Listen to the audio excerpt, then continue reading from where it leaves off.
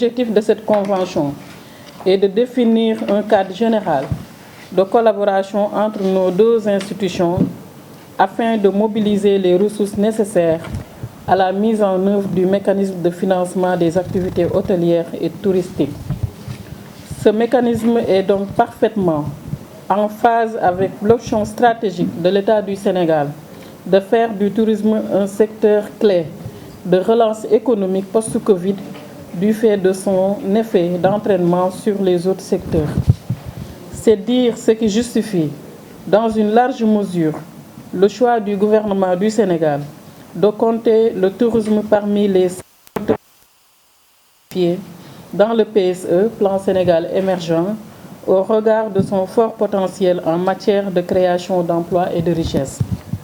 L'acte que nous posons ce matin procède assurément de notre ambition commune de matérialiser la volonté de son Excellence Macky Sall, président de la République, de donner un coup d'accélérateur à ce secteur stratégique. Pour revenir au mécanisme, il s'agit de façon concrète d'une ligne de garantie d'un montant de 100 milliards qui sera progressivement constituée avec une dotation initiale de 5 milliards pour couvrir le risque d'impayé sur les crédits accordés par les institutions financières aux acteurs hôteliers et touristiques.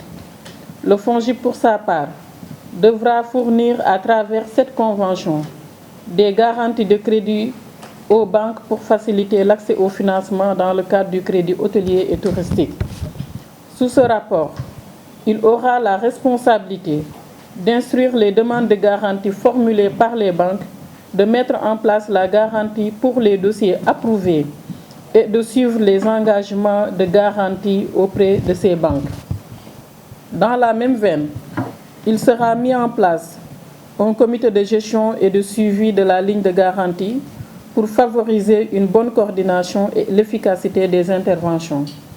Le secrétariat permanent du crédit hôtelier et touristique, pour ce qui le concerne, se chargera de la réception et de l'instruction de la présélection, du traitement et de la transmission au FONGIP des demandes de garantie des promoteurs.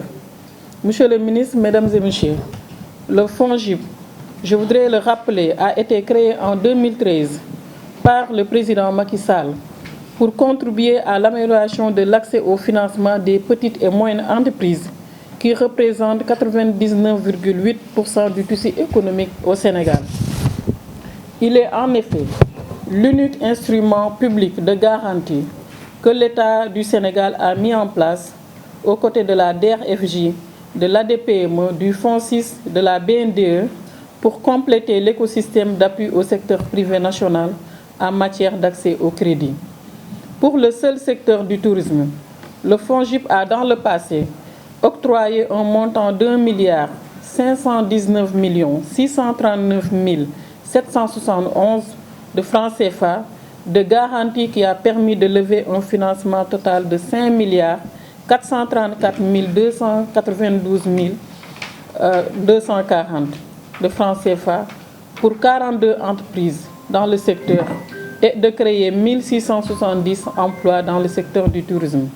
C'est dire tout l'intérêt que nous accordons à ce secteur, dont les actions se justifient, se verront renforcées à la faveur de la mise en œuvre de cette convention qui est le fruit d'un long processus de concertation et d'échange nourri entre nos équipes, et je félicite et remercie particulièrement aussi toutes les équipes, Monsieur le ministre, vos équipes, le directeur de cabinet, le DAGE, le secrétaire général, pour toutes les dispositions qui ont été prises afin d'assurer l'organisation de cette cérémonie. À l'instant précis de mon propos, je voudrais encore me réjouir des résultats obtenus qui traduisent la volonté du chef de l'État de soutenir le secteur du tourisme et surtout dans un contexte de relance économique fortement impacté par la Covid. Monsieur le ministre, vous me permettrez, avant de terminer mon propos, vous réitérer mes sincères félicitations. Vous avez eu, je pense, votre passage au ministère du Tourisme.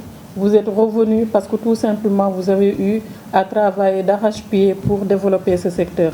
Et c'est le lieu pour moi de vous féliciter encore, de vous remercier pour cette confiance que vous avez eue envers le FONGIP. Parce que j'avoue que nous avions eu à faire les démarches depuis le début, mais avec vous, vous avez même pris la décision de venir vers nous, vous dire vraiment pour que les choses se passent de la façon la plus simple et pour que ça impacte le secteur. Allons-y avec le FONGIP. L'administrateur général du Fonds de garantie des investissements prioritaires, Monsieur les secrétaires généraux, Monsieur les directeurs de cabinet, Monsieur les directeurs généraux et directeurs nationaux, et c'est ce qui représente aussi les professionnels du tourisme, Mesdames, Messieurs, en vos titres, rangs et qualités, tout protocole observé. Je voudrais vous remercier, vous tous, pour l'engagement que vous avez eu pour que cette convention-là puisse être signée. Je demeure convaincu qu'avec le FONGIP, nous aurons les meilleurs résultats. Je demeure convaincu qu'avec le FONGIP, les professionnels du tourisme, surtout ceux qui sont à l'extérieur de Dakar, pourront bénéficier des opportunités plus faciles. Parce qu'elles, comme moi, nous avons la mission de travailler d'arrache-pied pour impacter le peuple sénégalais des politiques du président de la République. Elles, comme moi, avons reçu ces instructions. Elles, comme moi, avons pris l'engagement de le mettre en œuvre sans attendre grand-chose en retour. C'est la raison qui me pousse et peut-être même qui m'a poussé à accélérer ce processus. Parce que nous avons remarqué dans notre secteur, c'est vrai, il y a eu des facilités. Le président de la République a vraiment fait, ils l'ont reconnu avant-hier dans cette salle-là, a fait, je dirais même des sacrifices pour soutenir ce secteur-là qui, dans le monde entier, s'est affaissé. Ce soutien-là, actuellement, peut-être est en train d'impacter pas mal d'hôteliers, mais les plus diminués ne peuvent pas se relancer parce que tout simplement, ils sont confrontés à des problèmes. Et les problèmes sont liés sont liés à des problèmes liés au titre, parce que dans les régions, dans les autres départements, dans le monde rural, les populations ne peuvent pas bénéficier de titres fonciers ou de baux. Donc si l'État ne vient pas en garantie, vous verrez que ces entreprises-là risquent de tomber en faillite parce que tout simplement, ils n'ont pas de garantie. Je me réjouis que le FONGIP, qu'à la tête du FONGIP, qu'il y ait une dame, une très grande dame comme vous. On voit l'engagement du FONGIP avec les jeunes, l'engagement du FONGIP avec les femmes, l'engagement du FONGIP avec les jeunes entrepreneurs. Si ce même engagement est transmis aux professionnels du tourisme, je demeure convaincu que nous pourrons le faire. Donc ce qui a été retenu, c'est de vous dédier le montant global du crédit hôtelier qui vient en appui. C'est surtout pour aider les plus démunis. C'est ceux qui n'ont pas de titre foncier, c'est ceux qui n'ont pas de constructions à garantir à hauteur de milliards. Vous et moi savons que notre leader préfère soutenir les plus faibles au détriment des plus aisés. C'est ça sa vision, c'est ça notre position et je demeure convaincu que nous allons le faire. Donc, pour ce qui représente les travailleurs du secteur, sachez que ce qui se faisait avec les banques, avec des taux, c'était vraiment commercial, ne se fera pas avec le FONGIP.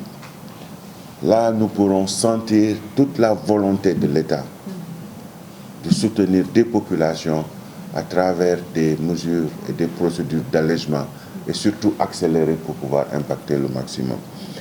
Le directeur de cabinet va se fâcher parce que je n'avais pas prévu, dans ces moments pareils, je préfère dire ce qui a motivé. La grandeur de la dame, la volonté de mettre en œuvre une politique commune que nous partageons et nous sommes battus pour cette politique. Donc, moi, je rends grâce à Dieu qui nous a donné l'opportunité aujourd'hui, en début de Ramadan, de nous retrouver, pour encourager et vous remercier de cette générosité. Merci beaucoup.